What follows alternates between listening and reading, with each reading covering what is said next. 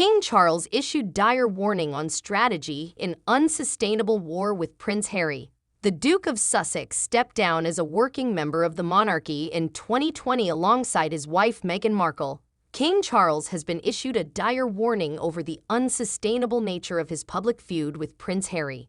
The Duke of Sussex is the king's second son and has launched multiple attacks on the royal family over the last 3 years through TV interviews and his autobiography titled Spare. Prince Harry stepped down as a working member of the monarchy in 2020 alongside his wife Meghan Markle. A former staff member who worked for the king in their role has warned that there is a strategic need for a resolution in the bitter feud.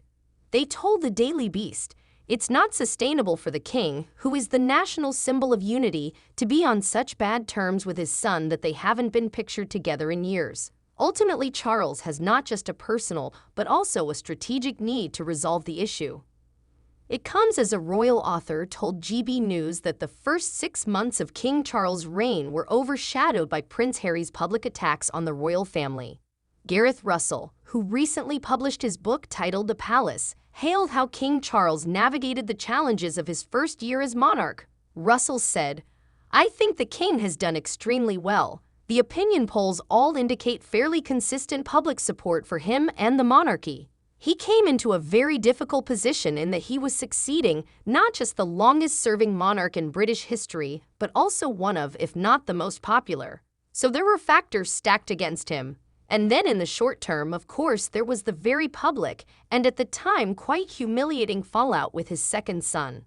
A globally televised interview that was before he became king, and then within a month of becoming king, he had to deal with the Netflix documentary and the memoir, both of which I have to say were not particularly harsh on him." The royal author continued, "But nonetheless, it did make it very difficult for him. It did mean a lot of his early months as king were overshadowed by the Duke of Sussex's publicity.